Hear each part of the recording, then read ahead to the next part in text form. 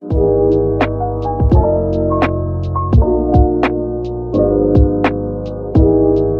welcome to another video. This week we're going to be talking about something I have been doing non-stop for the past 10 years, and that is talking about how to lose fat and keep it off. So we often hear the term diets don't work, all diets fail, but diets do work. It's our approach that is usually the problem, because we often lean on quick fix solutions and trying to lose weight as soon as possible. And other issues include maybe we don't intend on maintaining the lifestyle once the diet is over. Maybe we're following something that we cannot maintain once the diet is over. Maybe we lost more weight than we needed to, for example, in like a bodybuilding competition where you supersede a healthy body fat level and now the body feels unsafe where it finished up. Or maybe we didn't work on the underlying issues while doing the diet, and so now the personality problem or the wound is still there. So once you finish the diet, it kind of comes back up and says eat, eat, eat, eat, eat. Or maybe we're in an unsafe place at the end of the diet. So the calories were too low or the cardio was too high or something like that. Okay, so the problem is not the diet, as diets work. The problem is perpetual dieting, a lack of personal growth, and leaning on quick fix solutions in the hopes that we can just get it over with. So now that you know why they don't work, let's cover off what you need to have in order for a fat loss phase to be successful and to keep the weight off in the long term. We're going to start with just general weight loss. So if let's just say you're 90 kilos and you want to get to 65 and you're not too fussed how you look after, you just want to lose the weight and feel great. And then from there, we'll add a couple of additional points for anyone who's looking to recomp, which is to put on muscle, get that toned, defined, bikini body kind of look. Okay, so what do we need to do in order to lose fat? First of all, we need a healthy metabolism. That's the number one thing, because without a healthy metabolism, body fat will not drop off. And if it does, if you have negatively impacted your metabolism to a point of where your body feels it's unsafe, this will backfire on you and your body will do anything that it can to put it all back on. So there's two ways you can damage your metabolism. One is excessive dieting, and secondly is excessive stress. Also note that excessive dieting is a form of excessive stress, but I just like to highlight the two individually. So if you've dieted your whole life, it's highly likely that your body thinks it is in a famine. It thinks you're in the desert, there's no food, it can't predict when that food's gonna come. Usually it's probably coming in waves. So you're probably eating really low food during the day and then binging at night, or maybe you're eating really low food throughout the week and then binging all weekend. The point is, it just doesn't know when the food's gonna come. So it's in a constant cycle of trying to preserve calories and trying to hold on to body fat. Remembering your body fat is excess calories that are available to you during a famine. So this is why the body does this.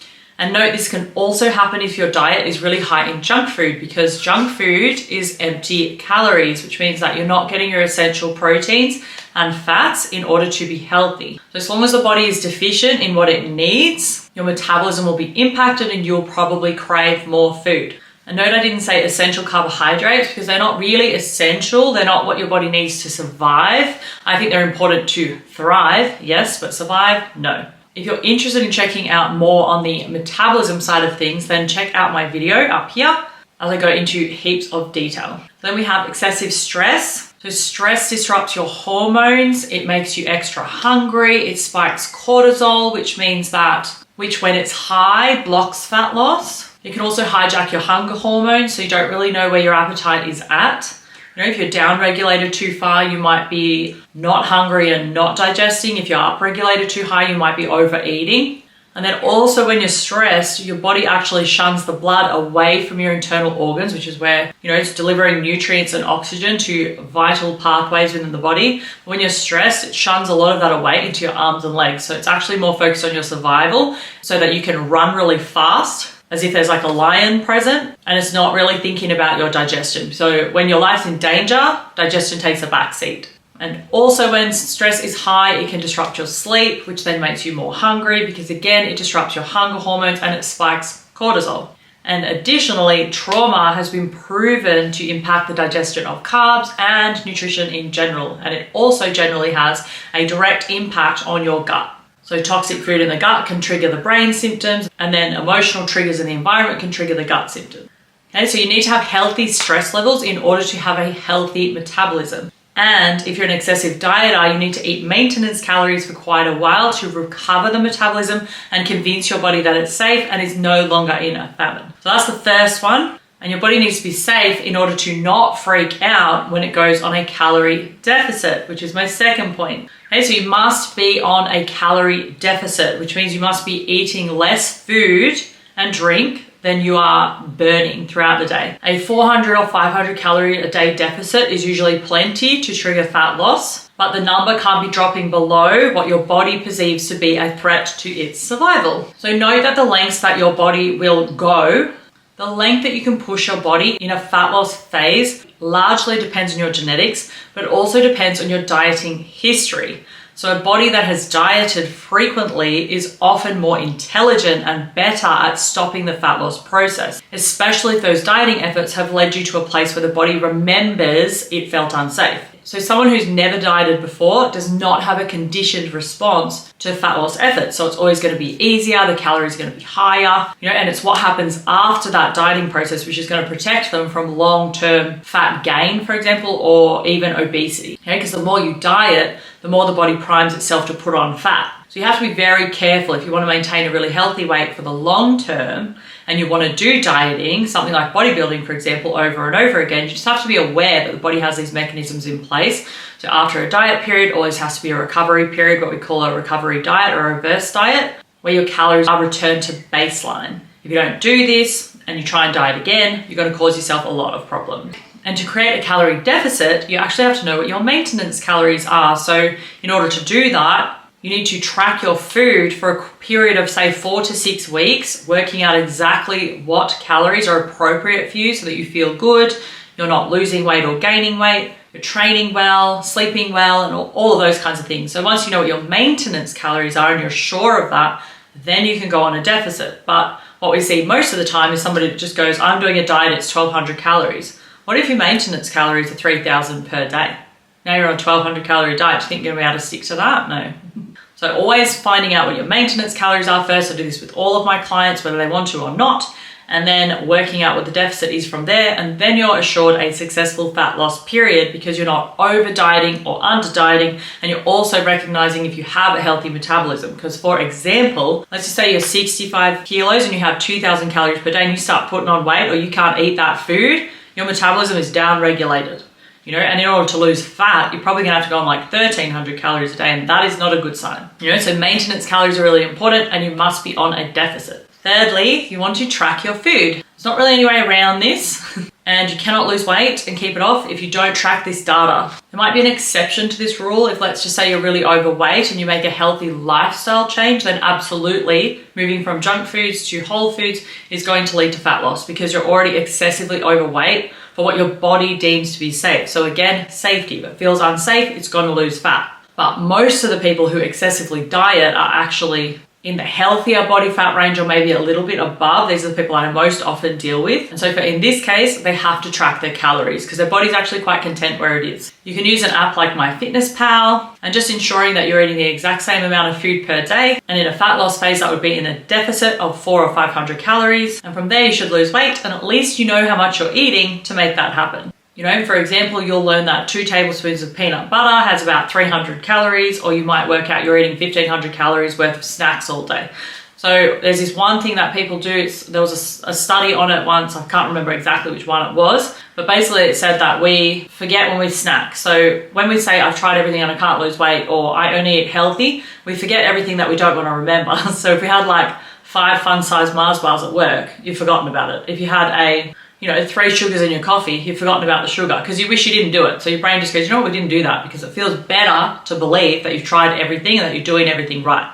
So when you track it, most of the time people are very shocked at what comes up. So my 4th point is to eat whole foods, or at least focus on most of your diet coming from whole foods. This ensures that your body gets enough protein and fat to survive, and if you're active, enough carbohydrates as well. It also ensures that your hunger hormones remain healthy because when you eat lots of processed foods, these are actually very cleverly designed to override those signals. And also, the more fat cells you have in the body, especially if they come about from a very unhealthy diet, the more they kind of take on a life of their own and make you want to consume more junk food. We've also got these little critters called candida, which can exist in your gut, and they're very clever. And for their own survival, with no real care for yours, they send signals up to the brain asking you to eat more sugar because that's what they feed on. So they're going to make you keep eating and eating and eating. This is very common in someone with very high stress levels or a very high sugar diet. So the lower sugar you eat, they start to die off because that's what they eat, and you start to regain a little bit more control again. And so whole foods will ensure that you are satiated as well, especially if you're in a deficit,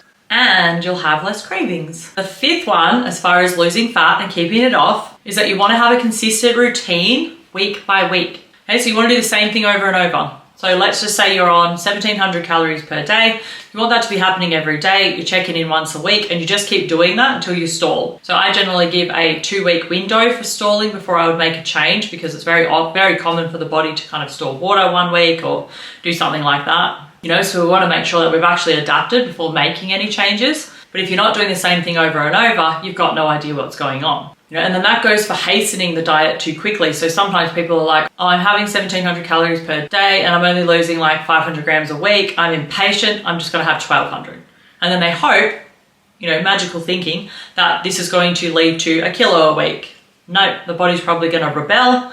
You might overstress the body, especially if you've dieted before. It's going to cause you to binge, and you're actually not going to have any success. So patience is key. Do the same thing over and over. You should get about 400 or 500 grams per week of fat loss, and this is totally normal. Okay, so those are the essentials for any fat loss goal. And then if you wanted to take it further, if you're interested in body recomposition, you need to do all of those 5 things, and plus I have 2 additional ones to add that you could focus on too. The first one is that you must lift weights. So weight training leads you to put on muscle when you're on maintenance calories and maintain muscle in a deficit. So when you're dieting, your body will lose body fat and muscle. If most of your training is cardio, a larger proportion of that weight loss is going to be muscle. So if there's no weight training in the picture, and HIIT training doesn't really count, I'm talking about structured strength training, then you're going to lose a lot of your muscle tissue. That's just a part of the process. So in order to maintain the muscle and to just lose the fat, you'll still lose a little bit of muscle past a certain point, but nowhere near as much. You need to weight train, and weight train often. So let's just say 3 times per week minimum. And cardio is a tool, but it is not the central part of a fat loss program, because your body adapts to cardio very easily. And just keep in mind as well that the less lean tissue you have, so the less muscle tissue that you have on your body, the lower your metabolism is actually going to be. So by weight training, you can increase your metabolism over time because you've increased the amount of muscle that you carry on your body. If you do lots of cardio and you do lots of dieting all the time, you keep losing more and more and more muscle and actually lowering your metabolic rate. So it works against you in the long run as far as lasting fat loss is concerned. So remember, I'm not talking about crash dieting for a wedding. I'm talking about lasting fat loss. These are 2 very different things. And then the last one is that you have to track macros. So you don't just track your calories, you actually track your macros, which means you want to know exactly how much protein, fats, and carbs you're eating per day, because the sum of those 3 things equal your total calories. And the most important one out of those is protein. So carbs are always going to ensure you have enough fuel for your workouts. Fat's going to make sure that your nervous system and your brain remain healthy. And the protein is going to help you put on muscle and stay full. And it also needs to be animal protein. This is one of those things that's a very highly debatable topic, but the proof is in the science. You need to have leucine in order to put on muscle, and leucine is only found in animal protein. So leucine is like the primary amino acid or protein responsible for building skeletal muscle. So if it's not there, you don't have the fuel required to do it. That's where supplements like BCAAs come from, and whey protein. It's just to ensure the body has enough protein to stimulate muscle growth. And so this is exactly what I love about bodybuilding, because you're using carbs, fats, and protein and calories and weight training to sculpt and redesign the body in a way. And so that is a summary of what you need to do in order to lose fat and keep it off. So if you're trying to lose weight and you're not doing any of those things, you're not headed in the right direction, and you need to back up, reset, and understand that this is a lifestyle process. So it's something you have to build over time, and it's something that actually has to become a part of who you are. So always remember that your body is smarter than you, and being lean is not its #1 goal. So just to recap, we want a healthy metabolism, we want to be in a calorie deficit, we want to track our food, we want to eat mostly whole foods, and you want to have a consistent routine. And then for body rebuilding, You want to add in the fact that you need to track your macros, mostly with a priority of protein, and you need to lift weights. So those are the things you need to focus on. And just before we go, there's a couple of other things you want to think about, and that is, first of all, to be patient. Understand that your weight will go up and down. Even if you're on a fat loss process, it doesn't go like this, it goes more like this. You know, so that's assuming you have no stumbling blocks. You want to always track measurement as well as weight. So girth measurement, so your waist, your bum, your thigh, and your belly. They're usually the most important ones with women, because sometimes your weight's actually going to come up, but your centimeters will come down. So it's always really good to see what's going on with the body in lots of different ways. Photos are great too. If you're a healthy weight, then your focus needs to be on looking different. So it doesn't have to be on the scale changing. Like I've had clients that for, 12 months, their scale weight hasn't really changed, or it's gone up a little bit and down a little bit, kind does this.